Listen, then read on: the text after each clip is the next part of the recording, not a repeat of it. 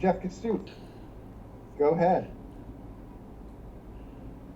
Hey, Lynn, just wondering, the group's back together, had a few weeks now since the Olympics. Has there been, what's the conversation been? Have you talked at all about kind of putting the Olympics behind you? Is it something that you kind of try to celebrate still in these few games? What is that sort of mindset at the moment? Yeah, I think it's two things. Obviously, everybody knows these are Carly's last games, so definitely trying to celebrate her and her career. Also celebrating the fact that we did bring home a bronze medal, but also the Olympics is now over and we need to focus and shift our minds. We have a World Cup hopefully to qualify for soon, and the faster we all get on the same page, the better off we'll be. So I think it's both, but definitely just excited and looking forward to the future. I mean, do you feel like it's ever too early? Probably not, but just in terms of thinking about World Cup qualifying, I guess on like our side of things, we are kind of always looking ahead and maybe too far ahead sometimes. But is that something that, you try not to get looking too far ahead, or is that like 2023 is already on the mind now that the Olympics are gone? Um, no, I think it's already on your mind.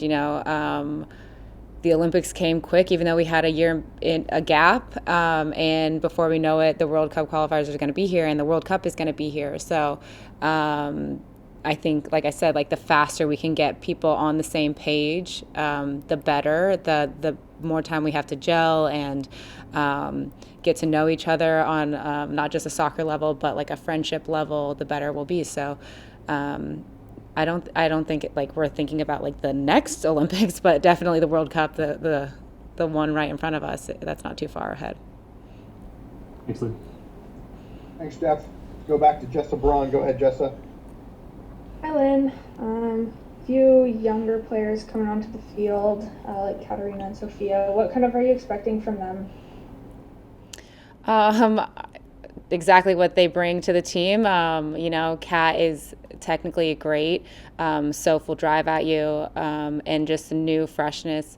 They are new, but they've definitely been in camp, been in this environment for a while. So I'm excited to see what their future holds and what they're going to bring to the team. But they have a hunger and a desire to stay here and make a name for themselves. So I'm excited to see them do it. Thank you. Let's go back to Kristen Mays, or go ahead.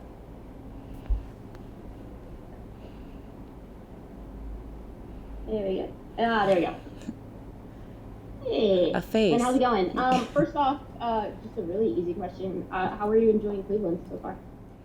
Good. The weather is beautiful, so it was nice to get out at training today. This is my first time here, so I'm excited. Awesome. Yeah, you guys came at a good time. Last week was extremely windy, and during one of my live shots, one of my eyelashes flew right off. So it's fun. So you guys are good. Hopefully, you guys have a chance to go out and explore. One of the questions that I asked Mal right before you came on. Obviously, the team has been great. For the past several years, Mm-hmm. and I think going into the Olympics, and you guys knew this, that you guys had this spotlight that was on you guys. And definitely probably a lot of stress to perform. I mean, getting a bronze medal is incredible, but do you guys still have people who are saying, oh well, you guys are just going downhill, or the team's just obviously just falling apart, and how do you really deal with that? I think that this team has that all the time. I think because we have been so dominant for so long, we are under a microscope, and people are always going to judge. People are always going to say something because you're at the top. So, I think we brought home a bronze medal. It obviously wasn't a gold. It wasn't what we wanted, but it's still a medal, and I think that means something. And soccer is improving all over the world. So the competitiveness is getting harder. Do I think we're taking a dip? No, I think that people just want to criticize, and that it is what it is. So I think what you'll see at this team is we're always going to fight. We're always going to have a crazy competitive nature, and we still have some amazing soccer players. So you'll just have to wait and see, I guess. No, you guys definitely haven't taken it, that's for sure. I think people just like to complain, especially nowadays. The past year and a half, it's just been, very, very hard. And that kind of leads into something else that I also asked now that I want to ask you, which is very related to it. And that's, the mental aspect of the game, not just the physical aspect of it. I know that you were saying about, this progressing, and I know Kristen took some time away, and we saw at the Olympics, and you saw at the Olympics that there were several athletes, female athletes, in fact, like Simone Biles, who took some time away from competition. How do you deal with that mental aspect of the game, that pressure, and do you think that it's actually gotten harder, like the past few years, or even did you see with this past Olympics that it was really, really tough to deal with? Yeah, well, first I want to say I think that Kristen being able to know herself and know that she needed to take a time away is very admirable, and I think the same for Simone and Naomi. I think the most important thing is mental health before, also physical health, obviously, but to be able to perform at this level, you have to be in the right state of mind. I think that COVID is definitely taking a harder hit on people than we all realize.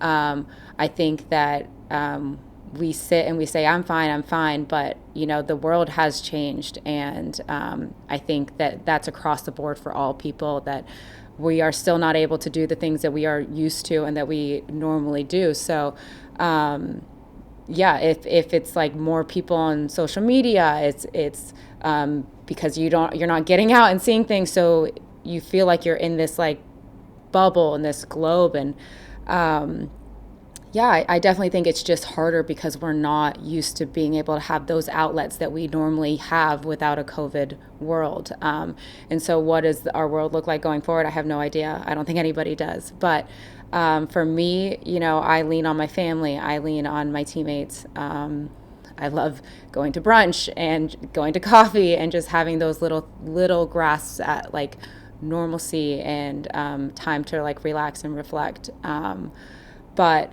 I think that athletes, you're going into a job that you not only have to be mentally on all the time, but you're physically exhausted too. So if somebody needs a mental break and to take that time for themselves, I think that's what's most important. Thank you very much. And also, we have some really great brunch places around Cleveland too. You might want to check out. Thanks, Lynn.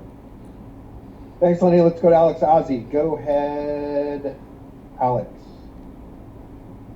Hey, Lynn. Thanks so much for taking the time today. Now that you're a few weeks removed, I'd love to just kind of get your perspective on the summer as a whole, dating back to when you found out that you were an alternate, when you found out that the rules around alternates were changing, and then when you found out that you were going to play a game making you an Olympian, because I think a lot of people don't necessarily realize that you don't become an Olympian until you play.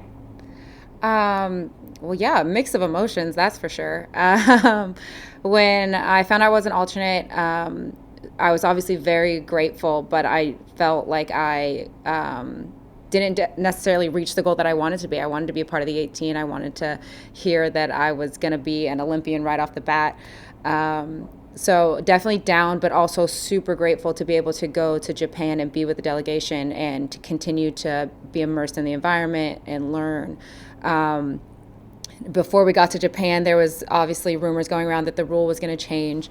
But it wasn't official until we got to Japan. So there was a lot of like, congrats, you're an Olympian. And I was like, well, it's not official yet. I don't know. So it was like, wasn't going to get too excited until I knew it was 100% official. And then, you become an Olympian if you make the roster. And I thought that Vladko was just going to put the four of us alternates on a roster to be like, yes, I want to make sure everybody's an Olympian. And so when I got into the Australia game, again, super grateful, but wasn't necessarily the game I wanted, just because, I'm sure everybody knows at the end of the game, it was a slower one. I felt like I wasn't like being able to show what I can do, but still super grateful. So I was like, okay, that's my that's my time, that's my opportunity. And at the end of the day, I'm still an Olympian. And so then when I found out that I was going to start the next game, thank goodness I was wearing a mask because he said it in a team meeting, and I was in complete shock. And I quickly had to say, Lynn, gather yourself. You need to focus at what he's saying and get excited later on after the meeting's over. So it was definitely a mix of emotions. I keep saying grateful, but grateful that I was put on the roster in any capacity, and I was super grateful that the rule changed. But at the end of the day, like, I was just there to do whatever the team needed me to do. So when I first went in, I said, I'm going to be the biggest, best cheerleader I could possibly be. And then when the rule changed, I said, okay, I'm going to do the best. I'm going to be the best Lynn Williams I can be on the day on the field. And, the rest is history. So then when I didn't dress for the final game, that's my goal was to lose my voice screaming. And that's exactly what I did. One follow-up on that. I think probably everyone has an experience where it's like you have a missed opportunity and it just makes you more motivated. And I'm curious if that original, like being named as an alternate, like put more of a fire in your belly in terms of like looking forward to the games going ahead, like because you got that chance that you weren't expecting. Definitely. I felt like personally I had nothing to lose. People weren't expecting me to do anything because I wasn't supposed to really be there. But going forward past the Olympics, like I hope I never have to feel that feeling again of just almost making it. So I can't predict the future, but I hope that the next Olympics I'm on the 18. Who knows if they're going to open it up to 22, but I'm just going to try to be the best Lynn Williams I can possibly be on any given day. So we'll see. Awesome. Thanks, Lenny. And just to clarify, this past summer you became an Olympian if you were on a game roster for a match, an 18-player game roster. You didn't necessarily need to get to the game. But Lenny did, and she scored. Got an assist. Anyway, there's no more questions, it looks, for Lynn, so thanks for your time, Lenny. Yep. Thanks, everybody. Yep. And we'll talk to people tomorrow on Match Day Match 1. Thank you. Bye.